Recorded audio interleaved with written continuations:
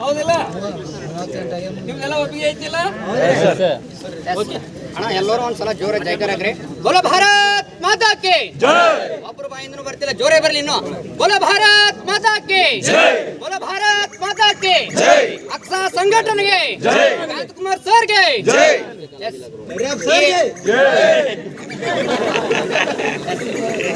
ಇಲ್ಲಿವರೆಗೆ ಈ ಕಲ್ಯಾಣ ನಗರದ ನಿರ್ಮಲ್ ನಗರ ಗಾರ್ಡನ್ಗೆ ಆಗಮಿಸಿರ್ತಕ್ಕಂಥ ಅಕ್ಸಾ ಸಂಘಟನೆಯ ಅಧ್ಯಕ್ಷರಾಗಿರ್ತಕ್ಕಂಥ ಕಾಂತಕುಮಾರ್ ಸರ್ ಆಗಿರಬಹುದು, ಅದೇ ರೀತಿಯಾಗಿ ಬಾಗಲಕೋಟೆ ಜಿಲ್ಲಾದ ಅಕ್ಸಾ ಸಂಘಟನೆ ಆಗಿರ್ತಕ್ಕಂಥ ನಿಮ್ಮ ಪ್ರೀತಿಯ ಯೂಟ್ಯೂಬರ್ ಅತ್ಯುತ್ತಮ ಶಿಕ್ಷಕ ಅಂತ, ಮಾದರಿ ಶಿಕ್ಷಕ ಅಂತ ನೀವು ಕರೆಯಲ್ಪಡ್ತಿದ್ರಲ್ಲ, ದರೇಪ್ ಸರ್ ಕೂಡ ಇವತ್ತಿನ ವೇದಿಕೆಯಲ್ಲಿ ತಾವು ಕೂಡ ಆಗಮಿಸಿದ್ದಾರೆ. ಅದೇ ರೀತಿಯಾಗಿ ಈ ನಮ್ಮ ಗುಮ್ಮಟ ನಗರಿ ಬಿಜಾಪುರದ ನಾಡಿನ ಏನಪ್ಪಾ ಅಂದ್ರೆ ಚಾಣಕ್ಯ ಕರಿಯರ್ ಅಕಾಡೆಮಿನ ಈಗ ಪ್ರಸ್ತುತ ಆರ್ಯಭಟ ಕರಿಯರ್ ಅಕಾಡೆಮಿನ ಮುಖ್ಯಸ್ಥರಾಗಿರ್ತಕ್ಕಂಥ ಹಾಗೂ ಬಿಜಾಪುರ ಜಿಲ್ಲೆಯ ಅಕ್ಸಾ ಸಂಘಟನೆಯ ಅಧ್ಯಕ್ಷರಾಗಿರ್ತಕ್ಕಂಥ ತೇಲಿ ಸರ್ ಅವರಿಗೆ ಕೂಡ ಈ ವೇದಿಕೆಗೆ ಸ್ವಾಗತವನ್ನು ಕೊಡ್ತಾ ಇದ್ದೀನಿ. ಇವತ್ತು ನೀವೆಲ್ಲ ಬಯಸ್ತಾ ಇದ್ದೀರಿ ತಮಿಳುನಾಡಿನಲ್ಲಿ ಯಾವ ರೀತಿಯಾಗಿ ಬದಲಾವಣೆ ಆಗಿದೆ, ಜಂತರ್ ಮಂತರ್ನಲ್ಲಿ ಯಾವ ರೀತಿಯಾಗಿ ಬದಲಾವಣೆ ಆಗಿದೆ, ಅದೇ ರೀತಿಯಾಗಿ ಇವತ್ತಿನ ದಿನ ಇವತ್ತು ಜಾರ್ಖಂಡದಲ್ಲಿ ಯಾವ ರೀತಿ ಬದಲಾವಣೆ ಆಗಿದೆ. ಈಗ ನಾವು ಪ್ರಸ್ತುತ ಯುವ ಸಮೂಹ ಏನಪ್ಪಾ ಅಂದ್ರೆ ಜ್ಞಾನದ ಸಮೂಹ, ಆ ಜ್ಞಾನದ ಸಮೂಹ ಮುಂದೆ ಬರ್ತಕ್ಕಂಥ ಯಾವುದೇ ರೀತಿಯಾಗಿ ವಿಧಾನ ಪರಿಷತ್ ಆಗಲಿ ವಿಧಾನಸಭೆ ಆಗಲಿ ಉತ್ತಮ ನಾಯಕನನ್ನ ಆಯ್ಕೆ ಮಾಡ್ಬೇಕಂತ ತಾವೆಲ್ಲರೂ ಕೂಡ ಗೊತ್ತಿದೆ. ಉತ್ತಮ ನಾಯಕನನ್ನ ಸೃಷ್ಟಿಸುವುದರ ಮುಖಾಂತರ ಏನಪ್ಪಾ ಅಂದ್ರೆ ನಾಡಿನಲ್ಲಿ ಬದಲಾವಣೆ ಆಗಬಹುದು. ಅದೇ ರೀತಿಯಾಗಿ ಈಗ ನೀವು ನೋಡ್ತಾ ಇದ್ದೀರಿ, ನಾವು ಸರಿಸುಮಾರು ಇಲ್ಲಿ ಬಿಜಾಪುರ ಹಿಡ್ಕೊಂಡು, ಧಾರವಾಡ ಹಿಡ್ಕೊಂಡು, ಬೆಂಗಳೂರು ಹಿಡ್ಕೊಂಡು, ಕಲಬುರಗಿ ಹಿಡ್ಕೊಂಡು ಸರಿಸುಮಾರು ಎಷ್ಟೋ ಒಂದು ಹೋರಾಟಗಳು ಮಾಡ್ತಾ ಬಂದಿದ್ದಾರೆ ಇಲ್ಲಿವರೆಗೆ ಅಕ್ಸಾ ಸಂಘಟನೆ ಹೋರಾಟ. ಇದೇ ಜುಬ್ಲಿ ಸರ್ಕಲ್ ನಲ್ಲಿ ಹೋರಾಟ ಮಾಡ್ಬೇಕಾದ್ರೆ ಕಾಂತಕುಮಾರ್ ಸರ್ ಕಾಲಿಗೆ ಕೂಡ ಇನ್ನೂ ಆದ್ರೂ ಮೊನ್ನೆ ದವಾಖಾನೆಗೆ ಹೋಗಿ ಬಂದಾರೆ, ಫ್ರಾಕ್ಚರ್ ಆಗಿದೆ ಅವ್ರ ಕಾಲಿಗೆ. ಏನಪ್ಪಾ ಸರಿಸುಮಾರು 30ರಿಂದ 35 ಕೇಸ್ಗಳು ಅವ್ರ ಮೇಲಿದ್ದಾವೆ. ಇವತ್ತಿನ ಮಟ್ಟಿಗೆ ಅವೆಲ್ಲ ಕೇಸ್ಗಳನ್ನ ಮೆಟ್ಟು ನಿಂತು ಇವತ್ತು ಕರ್ನಾಟಕ ರಾಜ್ಯದ ಉಚ್ಚ ನ್ಯಾಯಾಲಯದ ಒಬ್ಬ ಅಡ್ವೊಕೇಟ್ ಆಗಿ ಏನಪ್ಪಾ ಅಂದ್ರೆ ನೇಮಕ ಆಗಿದಾರಲ್ಲ, ಅವ್ರಿಗೆ ಕೂಡ ಮುಂಬರ್ತಕ್ಕಂಥ ಯಾವುದೇ ರೀತಿಯ ಎಕ್ಸಾಮ್ ಸ್ಕ್ಯಾಮ್ಗಳಾದ್ರೆ, ಈಗ ನೀವು ಪೊಲೀಸ್ ಎಕ್ಸಾಮ್ನಲ್ಲಿ ಮೊನ್ನೆ ತಿಕ್ಕೋಟದಲ್ಲಿ ಎಕ್ಸಾಮ್ ಸ್ಕ್ಯಾಮ್ ಆಯ್ತು ಅಂತ ಎಲ್ಲ ಹುಡುಗರು ಹೊರಗಡೆ ಓಡಿ ಬಂದರು.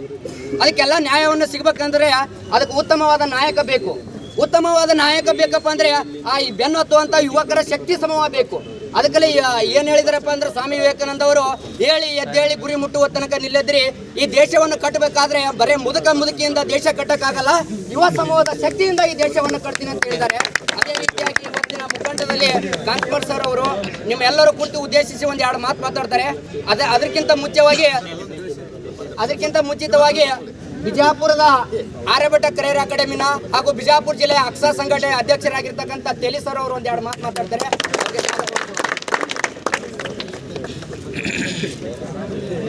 ನೋಡ್ರಿ, ನಾವು ಬಂದಿದ್ದ ಉದ್ದೇಶ ಏನಪ್ಪ ಅಂತಂದ್ರೆ ನಿಮ್ಮ ಸಮಸ್ಯೆಗಳೇನು ಇವತ್ತು ಕುಡಿಸಿದ ಉದ್ದೇಶ ಏನಪ್ಪ, ನಿಮ್ಗೆ ಏನು ಸಮಸ್ಯೆ ಅಲ್ಲ ಆ ಸಮಸ್ಯೆಗಳು ನಾವು ಹೇಳಿದ್ರೆ ನಮಗೆ ಗೊತ್ತಾಗದ. ಅದಕ್ಕೆ ನೀವು ಲೆಟರ್ ಮೂಲಕ ಕೊಡ್ತಿರೋ ಇಲ್ಲಿ ಬಂದು ಮಾತಾಡ್ರಿ. ಯಾರು ಎಲ್ಲರ ಸಮ್ಮುಖ ಎಲ್ಲರ ಪರವಾಗಿ ಒಬ್ರು ಮಾತಾಡ್ರಿ ಅಥವಾ ಇಬ್ಬರು ಮಾತಾಡ್ರಿ. ನಿಮ್ಮ ಸಮಸ್ಯೆ ಯಾಕೆ ನಾವು ಬಂದಿದ್ದೆ ಈ ನಿರಂಬಾರ್ ಪಾರ್ಕ್ ಬಂದಿದ್ದು ಏನಪ್ಪ ಅಂದ್ರೆ ನಿಮಗೆ ಸಮಸ್ಯೆ ಆಲಿಸ್ಲಾಕ ಬಂದಿದ್ದು ಆ್ಯಕ್ಚುಲಿ. ಆಮೇಲೆ ಇನ್ನೊಂದು 17 ತಾರೀಕಿಗೆ ಒಂದು ಪ್ರತಿಭಟನೆ ಇದೆ ಇಲ್ಲೇ ಒಂದು ಹಮ್ಕೋದ. ನಾವೆಲ್ಲರೂ ಅದಕ್ಕಾಗಿ ನಾವು ಬಂದೆವು. ನಿಮ್ಮ ಸಮಸ್ಯೆಯನ್ನು ಆಲಿಸಿ ನೀವು ಇಲ್ಲಿ ಬಂದು ಹೇಳ್ತಿರೋ ಅಥವಾ ನಿಮ್ಮ ಪೇಪರ್ ಮೂಲಕ ಕೊಡ್ತಿರೋ ಅದೊಂದಾಯಿತು. ಆಮೇಲೆ 17 ತಾರೀಕಿಗೆ ಒಂದು ಪ್ರತಿಭಟನೆ ಇದೆ ಇಲ್ಲಿ ಧಾರವಾಡದಲ್ಲಿ. ಅದಕ್ಕೆಲ್ಲರೂ ಒಗ್ಗಟ್ಟು ಮಾಡಿದ್ರೆ ಇವತ್ತು ಅನೇಕ ಸಮಸ್ಯೆ ಬಗೆಯಿರ್ತಾವ. ಯಾಕಪ್ಪ ಅಂದರೆ ನೀವೆಲ್ಲ ಪಾಪ ಕಷ್ಟಪಟ್ಟು ಓದ್ತೀರಿ, ಕಷ್ಟಪಟ್ಟು ಹೋದ್ರೂ ಸಹಿತ ಎಕ್ಸಾಮ್ ನಡೀತಾವ. ಎಕ್ಸಾಮ್ಸ್ ಅದಕ್ಕೆ ಸ್ಕ್ಯಾಮ್ ಆಗೋದು, ಸಮಸ್ಯೆ ಆಗೋದು, ಇನ್ನೂ ಬಹಳ ಸಮಸ್ಯೆ ಅದಾವ. ಅವೆಲ್ಲ ಬಗೆಹರಿಬೇಕಾದ್ರೆ ಇವತ್ತೆಲ್ಲ ನಮ್ಮ ಅಕ್ಸಾ ಸಂಘಟನೆ ಕಾಂತಕುಮಾರ್ ಸರ್ ವತಿಯಿಂದ ಇವತ್ತು ನೋಡಿರ್ಬೋದು. ಇವತ್ತು ನಾವೆಲ್ಲ ನಾವು ಪಾಡಿ ಬದುಕ್ತೇವೆ. ಆದರೆ ಹಗಲು ಕಷ್ಟಪಟ್ಟು ಇವತ್ತು ರಾಜ್ಯದ ವಿದ್ಯಾರ್ಥಿಗಳ ನ್ಯಾಯ ಕೊಡಿಸೋರು ಯಾರಪ್ಪ ಅಂದ್ರೆ ಕಾಂತಕುಮಾರ್ ಸರ್. ಅರ್ಥ ಮಾಡ್ಕೊಂಡು ನೀವೆಲ್ಲರೂ ಅದಕ್ಕೆ ನಿಮಗೆ ನಿಮ್ಮ ಸಮಸ್ಯೆಗಳು ನೀವು ಹೇಳ್ರಿ. ಆಮೇಲೆ ಒಟ್ಟಿಯಾರಿ ಇವತ್ತೇನಪ್ಪ ನಿಮಗೆ ಆಗುತ್ತಿರುವ ಅನ್ಯಾಯನ ನಾವು ಯಾವತ್ತೂ ನಿಮ್ಮ ಜೊತೆ ಇರ್ತೇವೆ. ಒಟ್ಟ ಎದಲಕ್ಕೆ ಹೋಗ್ಬೇಡ್ರಿ. ಮತ್ತೆ ಏನೇ ರಾಜ್ಯದಲ್ಲಿ ಇವತ್ತು ಏನಾದ್ರು ಸಮಸ್ಯೆ ಸ್ಕ್ಯಾಮ್ ಆದ್ರೆ ಪ್ರೂಫ್ ಸಹಿತ ಹಿಡಿದು ಕೊಡ್ರಿ. ಬಿಡಕ್ಕೆ ಹೋಗಲ್ಲ ನಾವು ಯಾವಾಗಲೂ. ಇವತ್ತು PC ಆಗಿರ್ಬೋದು, SD ಆಗಿರ್ಬೋದು, FD ಆಗಿರ್ಬೋದು, PDO ಆಗಿರ್ಬೋದು, ಯಾವುದೇ ಎಕ್ಸಾಮ್ ಆಗಿರ್ಬೋದು. ಆದ್ರೆ ಏನಾದರೂ ನೀವು ಪ್ರೂಫ್ ಸಿಕ್ಕರೆ ನಾವು ಅಂಜಲ್ಲ, ಅದಕ್ಕೆ ಅಂಜಲ್ಲ. ನಿಮಗೋಸ್ಕರ ನಾವೆಲ್ಲ ಕಡಿದೆ ನಾವು. ಯಾಕಂದ್ರೆ ಇನ್ನೊಂದು ಹೇಳ್ತೀನಿ ನಿಮಗೆಲ್ಲರಿಗೆ, ಇವತ್ತ ರಾಜ್ಯದ ಸಂಪತ್ತು, ದೇಶದ ಸಂಪತ್ತು ಯಾರಪ್ಪ ಅಂದ್ರೆ ವಿದ್ಯಾರ್ಥಿಗಳು. ಅದಕ್ಕೆ ವಿದ್ಯಾರ್ಥಿಗಳು ಎಲ್ಲ ಅನುಕೂಲಕ್ಕದ. ಇವತ್ತು ವಿದ್ಯಾರ್ಥಿಗಳು ಎಜುಕೇಶನ್ ಇತ್ತ ತಿಳ್ಕೊರೆ ಬೇಕಾದ ಚೇಂಜ್ ಆಗಬಹುದು, ಹೌದಾ? ಅದಕ್ಕೆ ಹೇಳ್ತಾರೆ ಹಿರಿಯರ ಹತ್ರ, education the weapon to change the whole world ಅಂತ ಹೇಳ್ತಾರೆ. ನಿಮಗೆ ಏನಾದರೂ ಬದಲಾವಣೆ ಆಗ್ತಾವ ಎಜುಕೇಶನ್ ಇಂದ. ಆ ಎಜುಕೇಶನ್ ನಿಮ್ಮಂತ ಪ್ರತಿಭಾವಂತ ವಿದ್ಯಾರ್ಥಿಗಳಿಗೆ, ನಿಮ್ಮಂತ ಬಡ ಪ್ರತಿಭಾವಂತ ವಿದ್ಯಾರ್ಥಿ ಸಿಗ್ತಪ್ಪ ಅಂದ್ರೆ ಏನಾದ್ರು ಬದಲಾವಣೆ ಸಾಧ್ಯ ಅದ.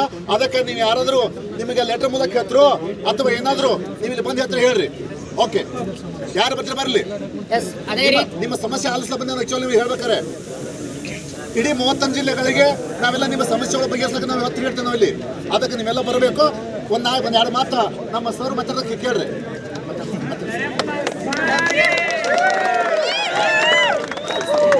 ಯೂಟ್ಯೂಬ್ ಸ್ಟಾರ್ ದರ್ಯಾಪ್ ಸರ್ ಅವರಿಗೆ, ಕರಿಯರ್ ಅಕಾಡೆಮಿಯ ದರ್ಯಾಪ್ ಸರ್ ಅವರಿಗೆ.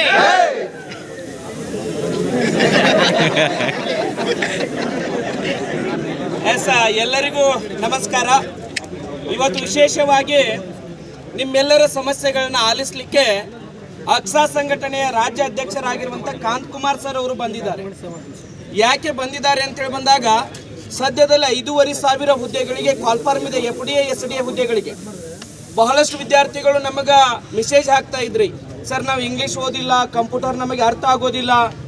ಮೊದಲು FDAಯನ್ನು ಮತ್ತು SDAಯನ್ನು KPSCದವ್ರು ನಡೆಸ್ತಾ ಇದ್ರು. 100 ಮಾರ್ಕ್ಸಲ್ಲಿ ಕನ್ನಡ ಇರ್ತಾ ಇತ್ತು. ಈಗ ನೋಡಿದರೆ 35 ಕನ್ನಡ, 35 ಇಂಗ್ಲೀಷ, 30 ಕಂಪ್ಯೂಟರ್ ಇದೆ. ಆ ಒಂದು ಸಬ್ಜೆಕ್ಟನ್ನು ತೆಗೆದುಹಾಕಿ 100 ಮಾರ್ಕ್ಸ್ ಕನ್ನಡನ ಕೊಡಲೇಬೇಕು ಅನ್ನುವಂಥ ಉದ್ದೇಶದಿಂದ ನಾವು ನಿಮ್ಮ ಜೊತೆಗೆ ಚರ್ಚೆ ಮಾಡಲಿಕ್ಕೆ ಬಂದಿರುವಂಥದ್ದು. ಹಾಗಾದರೆ ಇದರ ಕುರಿತು ನಿಮ್ಮ ಅಭಿಪ್ರಾಯ ಹೇಗಿದೆ? ಕನ್ನಡ 100 ಮಾರ್ಕ್ಸ್ ಬೇಕಲ್ಲ, ಇಂಗ್ಲೀಷ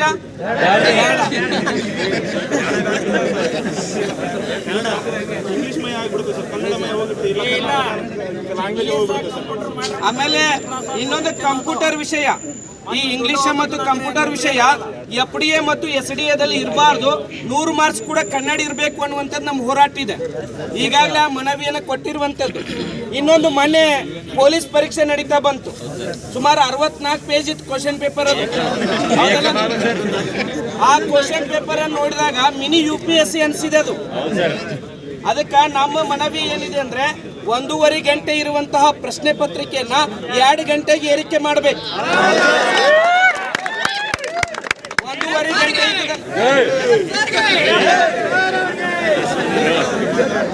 ಆಮೇಲೆ ಕರೆಂಟ್ ಇದೆ ಅಲ್ರಿ, 1.5 ಗಂಟೆ ಇದ್ದದ್ದು 2 ಗಂಟೆ ಆಗ್ಬೇಕು. ಯಾಕಂದ್ರೆ ಎಲ್ಲಾ ಪ್ರಶ್ನೆಗಳಿಗೆ ಅಟೆಂಡ್ ಮಾಡಕ್ ನಮ್ಗೆ ಟೈಮ್ ಸಿಕ್ತು ಅಂದ್ರೆ ಇನ್ನೊಂದು 10 ಮಾರ್ಕ್ಸ್ ಜಾಸ್ತಿ ಬರ್ತಾವ. ಆ ಒಂದು ಉದ್ದೇಶದಿಂದ ಸರ್ ಏನ್ ಸರ್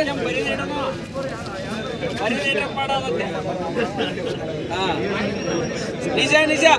ನೀವು 2024 UPSC ಪ್ರಶ್ನೆ ಪತ್ರಿಕೆ ನೋಡ್ರಿ, ಸ್ಟೇಟ್ಮೆಂಟ್ ವೈಸ್ ಪ್ರಶ್ನೆಗಳೇ ಇರಲಿಲ್ಲ. ನಮ್ಮ PC ನೋಡಿದಂಗಿತ್ತದು. ಇದು ನೋಡಿದ್ರೆ UPSC ನೋಡಿದಂಗೆ ಆಗಿದೆ, ಹೌದಲ್ಲ? ಅದಕ್ಕಾಗಿ ಸದ್ಯದಲ್ಲೇ ನೋಡ್ರಿ SDA FDA ಸದ್ಯದಲ್ಲೇ 5,500 ಕಾಲ್ಫಾರ್ಮ್ ಅದಾವ. ಮತ್ತು 3 ತಿಂಗಳ ಒಳಗಾಗಿ ಎಕ್ಸಾಮನ್ನು ಮುಗಿಸ್ತಾರೆ. ನಿಮ್ಗೆ ಗೊತ್ತಿದೆ. ಓದ್ಲಿಕ್ಕೆ ಶುರು ಮಾಡ್ರಿ. ಕನ್ನಡ ಕಡೆ ಜಾಸ್ತಿ ಫೋಕಸ್ ಮಾಡ್ರಿ. ಕೆಲವೊಬ್ರು ಇಂಗ್ಲೀಷ್ ಕಡೆ ಓಡಾಡ್ತಿರ್ಲ, ಕನ್ನಡ ನೋಡ್ಕೊಳ್ರಿ. ಕನ್ನಡ 100 ಮಾರ್ಕ್ಸಿಗೆ ಕನ್ನಡ ಇರಲೇಬೇಕು ಅನ್ನುವಂಥ ಒತ್ತಾಯ ಇದೆ. ಯಾಕಂದ್ರೆ ನಮ್ಮ ನಾಡು ಕರ್ನಾಟಕ, ನಮ್ಮ ಭಾಷೆ ಕನ್ನಡ. ಮೊದಲು ಕನ್ನಡಕ್ಕೆ ಆದ್ಯತೆ, ಆ ಕನ್ನಡ ಭಾಷೆಗೆ ಆದ್ಯತೆ ಕೊಡಬೇಕು ಅಂತ ಹೇಳಿ ತಿಳ್ಕೊಂಡು ಇಂಗ್ಲಿಷ್ ಮತ್ತು ಕಂಪ್ಯೂಟರ್ ವಿಷಯವನ್ನು ತೆಗೆದು ಹಾಕಬೇಕನ್ನುವಂಥ